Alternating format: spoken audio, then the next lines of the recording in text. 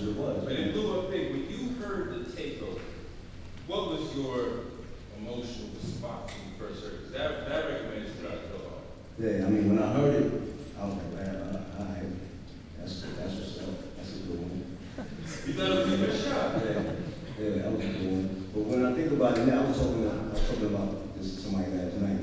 When I think about it now, it was like, when that whole, little rap battle started, I was like angry, like, because I wanted to really do something to him. Like, I wanted to beat him up. Like, I know what we can do when we see, and it's going to be something for real. It's not just going to be back. A lot of anger was coming out of me, like, man, catch me, you know what it is, man. And that threw me off a little bit, I think, as far as my creativity. You can't let your anger get the best of you, you know what I'm saying? And I think Nas, the angle he came at, he was being real creative. And that's when he killed him with the hate, you know what I mean? Because he wasn't being angry, Nas was being creative, you know what I mean? And that's how he did it. I mean, it's about wanting to do something, because that battle was critical in hip-hop history. The first huge battle that came after Biggie Pac, happened there. Yeah. And when the shots started coming, take over Ether, I think everybody was worried, like, and lose more of our heroes. And so for that to end non-violently, everybody was like, yeah, but that's definitely a good thing. There was a night, was it at Justin's? Yeah. When you guys came face to face and you were really thinking about doing something. Tell them about that. Yeah, basically it was like maybe like 4 months after the Summer Jam thing, when, around the time of that winter, right after Summer Jam. We was in Justin, I was with a whole bunch of my friends born with, and we had the DJ said Jay-Z in the house, shout out to Jay-Z and Jermaine Dupri in the house. We like, what? We been in the club for hours, we ain't seen anything, so we like, all right, so we surrounded the front door, so we come leave, see him, you know what I mean? So they were leaving the club, and Jay-Z seen me, he put his hand out, you know what I mean? Like, yo, shook my hand, he was like, yo, it's just music, son. It's just, ain't no beef, ain't no drama, it's just keep music. I said, all right, cool. You know what I mean? And you left it like that. And that was right after some. Talk about the Summer Jam thing, because he really caught you in the stomach with that one. That's the picture of you from your grandmother's dance studio. You were tap dancing in the picture? Nah, that was my little Michael Jackson pose. I thought I was Michael Jackson.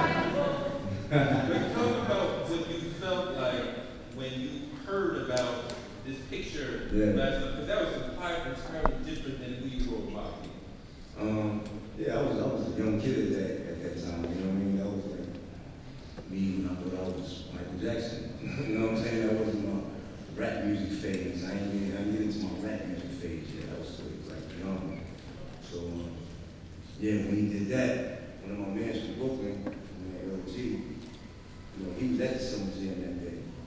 So G called my phone. I'm like, what's up, son? He like, yo, son. I'm like, yo.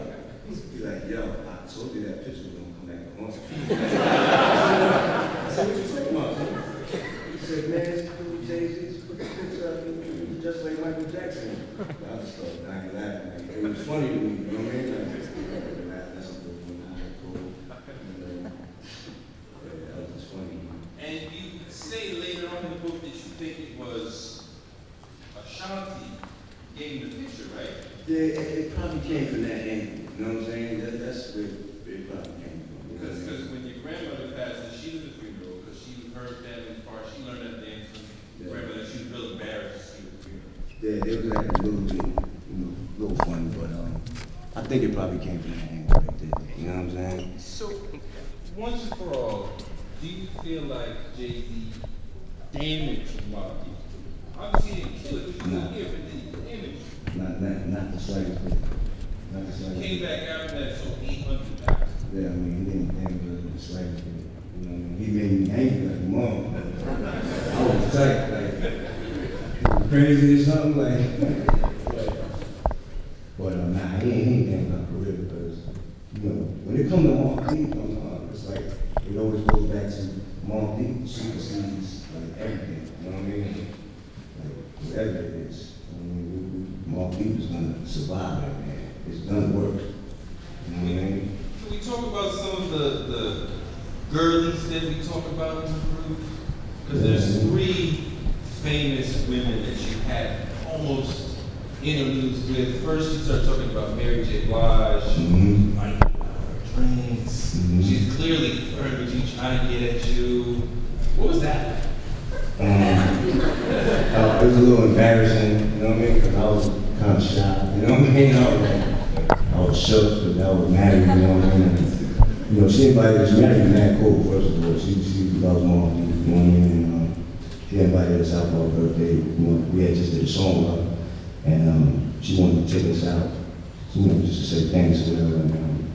And we chilling, and we all getting drunk, you know what I mean? We getting good band, and you know, she just started getting loose. I'm like, hold up, like, she started like really talking to me, like trying to go at me, like, I'm like, man.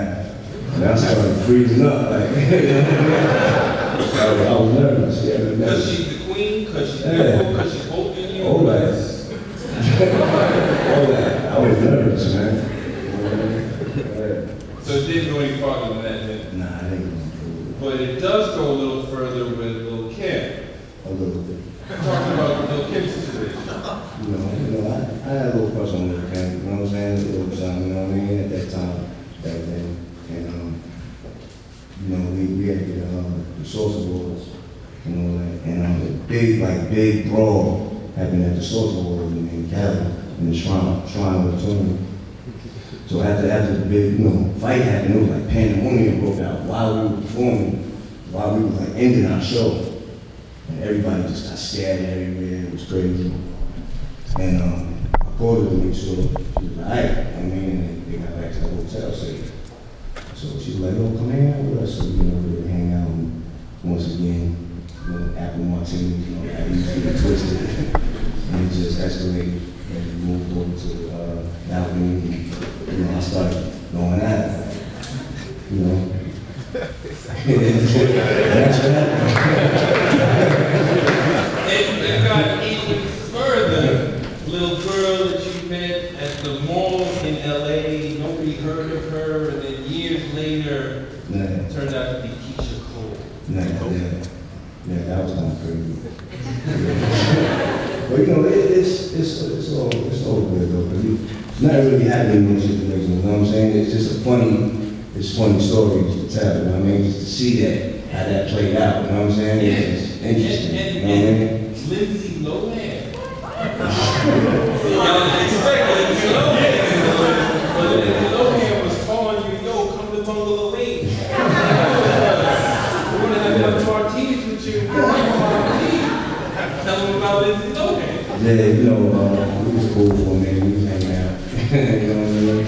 I met her out in London, we was at this party, DJ who gave a weekend, we just got real cool, like, you know what I mean? And we hung out on a few occasions, you know what I mean? Had some fun and all that.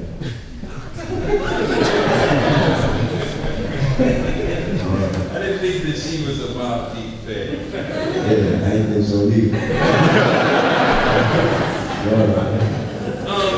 In the book you talk about, a little more serious, you talk about you have your hands, you still have Tupac's notebook?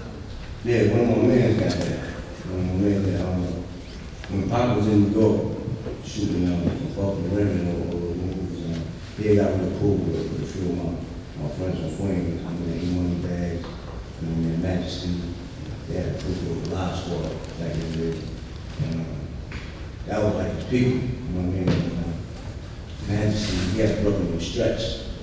Stretch was in a lot of Tupac's movies.